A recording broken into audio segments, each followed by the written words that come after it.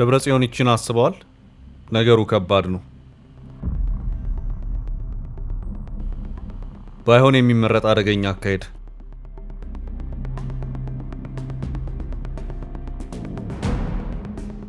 በርካቶች የሄዳችሁበት ካለው የብደት መንገድ መለስ በሉ፣ ይቺ መንገድ የጥፋት መንገድ ናት እያሉም ነው። ደብረጽዮንና ጓዶቻቸው ደግሞ የለም ይቺ የፖለቲካ የጽድቅ መንገዳችን ናት፣ እናንተ ያላችሁትን እኛ አይተናል፣ ይልቅ ተከተሉን እያሉ ይገኛሉ። ገመድ ጉተታው አንድ ብሎ ጀምሯል።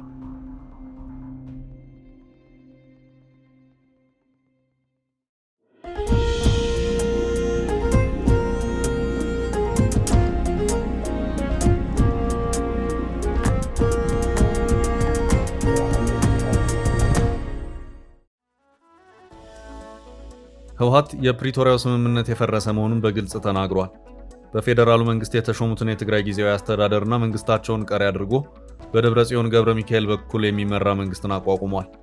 በፓርቲው ቃል አቀባይ አቶ ሚካኤል አስገዶም በኩል ከፌዴራል መንግስቱ ጋር ያለን ግንኙነት ተቋርጧል፣ ስለወደፊቱ አካሄድ በቀጣይ እናስብበታለንም ተብሏል።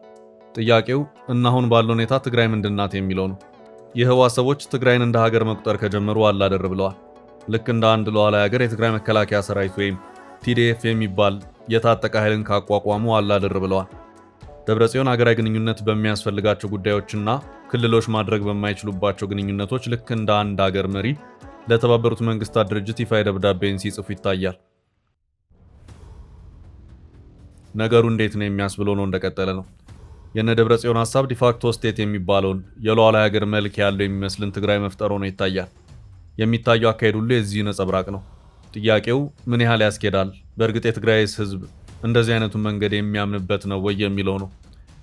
ከዋናው ሀገር ራሳቸውን ነጥለው ራሳቸውን እንደ ሀገር የሚቆጥሩ ነገር ግን በየትኛውም ሀገር ምንም አይነት ሀገራዊ እውቅና የሌላቸው ግዛቶች ዴፋክቶ ግዛት ወይም ዴፋክቶ ስቴት በመባል ይታወቃሉ።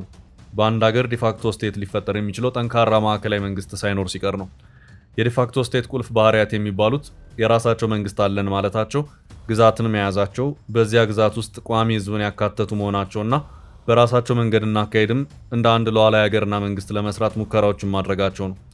አንድ ግዛት ከሌላው ሀገር ተገንጥሎ ሀገር ለመሆን የሚሄድባቸው መንገዶችና የሚያሟላቸው መስፈርቶች አሉ። ከነዚህ ውስጥ አንዱ ዋናው የግዛቱ ባለቤት የሆነው ሀገር በዚያ ገነጠላለሁ በሚለው ግዛት ህዝበ ውሳኔ እንዲካሄድ ፈቅዶ ምናልባትም የህዝበ ውሳኔ ውጤት መገንጠል መሆኑ ከተረጋገጠና ሀገሩን ማምኖበት ሀገራዊ እውቅናን ከሰጠ ነው። ኤርትራ ከኢትዮጵያ እንደዚሁም ደቡብ ሱዳን ከሱዳን የተገነጠሉት በዚሁ አይነት አካሄድ ነው። ከዚህ ውጭ ግን የትኛውም ግዛት ተነስተው ሀገር ነኝ ስላለ ሀገርነት እንደዚሁም የሚመጣ ውጤት አይደለም። ከ30 ዓመታት ላላነሱ ጊዜያት በቅጡ ሀገር መሆን ካልቻለችው ሶማሊያ ተገንጥላ ሀገር መሆኗን ያወጀችው ሶማሌላንድ ከእስራኤል በስተቀር በዓለማችን ካሉት ከ200 ያላነሱ ሀገራት ሀገር ነሽ ብለው እውቅና ሊሰጧት ያልፈቀዱት ሶማሊያ ፈቅዳና ወዳ በሶማሌላንድ ህዝበ ውሳኔ እንዲካሄድ ባለማድረጓ ነው። ሶማሊላንድ ዛሬም ድረስ ተገንጣይ ግዛት ወይም ዲፋክቶ ስቴት ብትሆንም ባላት እንቅስቃሴ በሙሉ እንደ አንድ ሉዓላዊ ሀገር የምትንቀሳቀስ ናት። ሶማሊላንድ ረጅም የባህር በር ያላትና ስትራቴጂክ አቀማመጧም እንደ እስራኤልና አሜሪካ ባሉ ሀገራት በጥብቅ እንድትፈለግ ያደረጋትም ናት። ሶማሊላንድ ከዚህም ባለፈ የራሷ መከላከያ፣ ፖሊስ፣ ግዛትና ህዝብ አላት። ከሁሉም በላይ የሚያስገርመው የትኛውም ሉዓላዊ ነኝ ከሚለው የአፍሪካ ሀገር በላይ ነፃና ግልጽ ምርጫን በማካሄድ መሪዎቿንም ትመርጣለች። በምርጫ የተሸነፉት መሪዎችም አጨብጭበው ስልጣናቸውን ለተመራጩ ፕሬዝዳንት ያስረክባሉ። ይህ አንድ ጊዜ ብቻ ሳይሆን ተደጋግሞ ዓለም ያየ እውነታ ነው። በዚህም ሶማሊላንድ በርካቶችን ያስገረመች ሆናለች። ያም ሆኖ በዚች ግዛት የ30 ዓመታት ታሪክ ከእስራኤል ውጭ የትኛውም ሀገር በሀገርነት እውቅና ሊሰጣት አልደፈረም። እናም ዲፋክቶ ስቴት መሆን ለሀገርነት መንገድ ጠራጊ አይደለም። ሶማሊላንድ ትክክለኛ ማሳያም ናት። ደብረጽዮንና ጓዶቻቸው ትግራይን ከኢትዮጵያ ገንጥለን ሀገር እናደርጋለን የሚለው ሐሳብ ካለ ቁልፍ ያለው በኢትዮጵያ ሀገርነት ውስጥ የሚሰጠው ፍቃድ እንጂ ትግራይ ውስጥ አይደለም። ይህ ደግሞ ዓለም አቀፍ መሪዎች አሰራር ነው። ከዚህም በተጨማሪ ህወሓት እንደ ቡድን ያሰበውን የትግራይ ህዝብ ፍላጎት አድርጎ መውሰድ አይቻልም።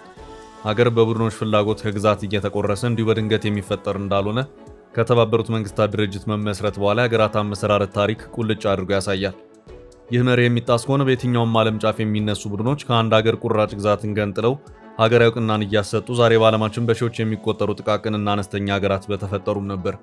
ለዚያም ነው የትኛውም አካል ከሌላው ሀገር ተገንጥያለሁ ብሎ የሀገርነት እውቅናን ስጡኝ ሲል የለም ዋናው ሀገር በፈቀደው መሰረት ህዝበ ውሳኔ አድርግ፣ ህዝበ ውሳኔውን ተከትሎም እውቅናውን ይስጥ፣ ከዚያም እኛ እንከተላለን የሚል ምላሽ የሚሰጠው።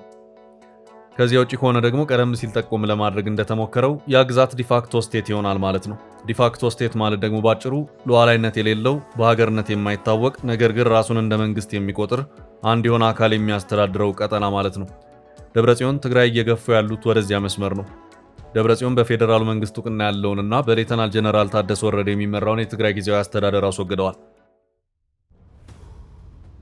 በምርጫ ቦርድ እውቅና የለህም የተባለውን ህወሓት እየመሩ በፕሪቶሪያው ስምምነት መሰረት የፈረሰውን የቀድሞውን ምክር ቤት መልሰዋል። የፕሪቶሪያው ስምምነትም የፈረሰ መሆኑን በይፋ አስታውቀዋል።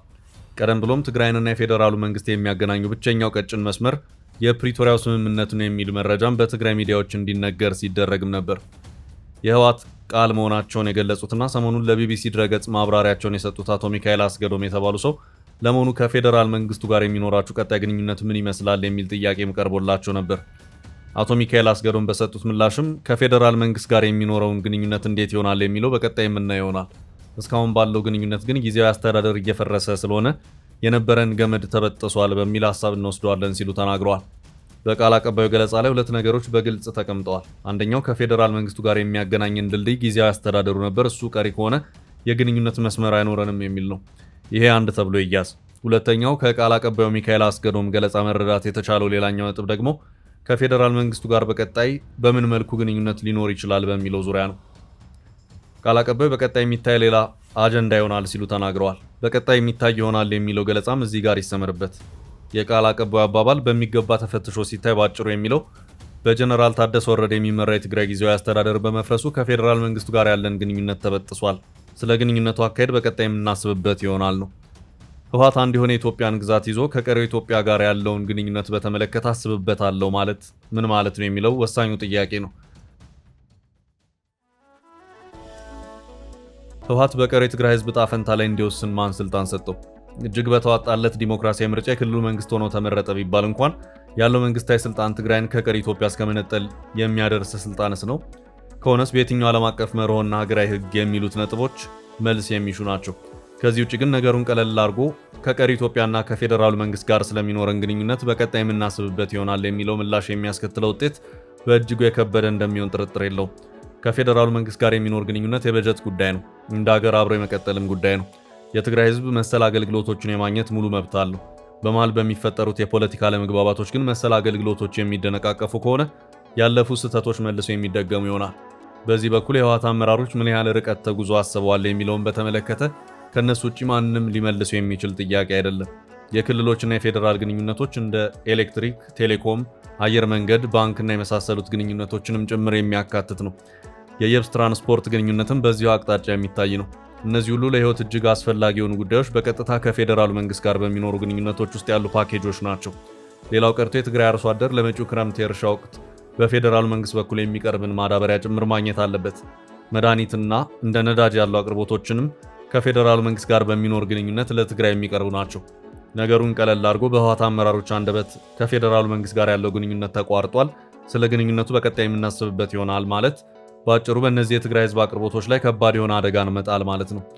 የፌዴራል መንግስት ያሉትን አቅርቦቶች የሚከለክልበት አካሄድ የለም ተብሎ ይታሰብ ቢባል እንኳን መሰል አቅርቦቶች እንዲቀጥሉ የግድ ትግራይን በሚያስተዳድረው አካልና በፌዴራል መንግስት መካከል በጎ ሊባሉ የሚችሉ ግንኙነቶች ሊኖሩ ግድ ይላል።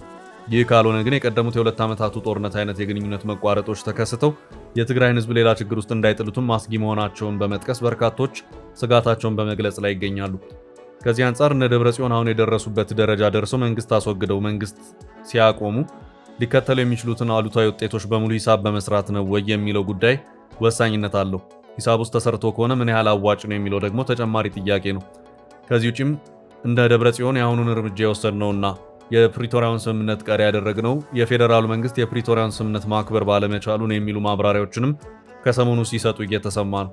እዚህ ጋር የሚነሳው ሌላኛው ጥያቄ በእርግጥ ህወሓት የፕሪቶሪያውን ስምምነት ቀሪ በማድረግ በዚህ ሁሉ ስምምነት አልተከበሩልኝም ያላቸውን መብቶች ያስከብራል ወይ ነው።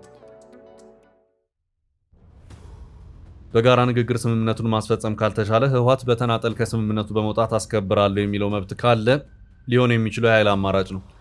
በርካቶች የአሁኑ የህወሓት አካሄድ ወደ ጦርነት ሊያመራ ይችላል በማለት ስጋታቸውን እየገለጹና ማሳሰቢያዎችን እየሰጡ ያሉትም ይህንን እውነታ ተንተርሰው ነው። በዚሁ ዙሪያ ከሰሞኑ ዶቼ ቬለ አስተያየት ጠይቄያቸዋለሁ ያላቸው አንድ የዓለም አቀፍ ግንኙነት ተንታኝ የህወሓት ውሳኔ ፕሪቶሪያውን ግጭት የማቆም ስምምነትን ያፈረሰ ነው ሲሉ ተናግረዋል። ተንታኙ አክለውም የፌዴራል መንግስቱና ሌሎች ሶስተኛ አካላት ውዝግቡን በሰላም ካልቋጩት በሂደት ግጭት ሊከሰት ይችላል ሲሉም አስጠንቅቀዋል። ይህን የህወሓት ውሳኔ ከስምረት እስከ ትዴፓ መሪዎችና ሌሎችም አካላት ተችተዋል። ዓለም አቀፍ አካላትም ቢሆኑ ስጋታቸውን በመግለጽ ላይ ይገኛሉ። ውጤቱም አደጋ ያዘለ እንደሚሆን በግልጽ እያስጠነቀቁም ነው። ስለ ጉዳዩ የፈረንሳይ ዜና አገልግሎት ኤኤፍፒ ያነጋገራቸው ተንታኞችም ህወሓት የትግራይ ክልልን መልሶ ለመቆጣጠር የሚያደርገው እንቅስቃሴ ከፌዴራል መንግስቱ ጋር አደገኛ ወደሆነ አስከፊ ግጭት ሊያመራ እንደሚችል ያስጠነቀቁ መሆኑን ይኸው የዶቼ ቬለ ዘገባ አክሎ አመልክቷል።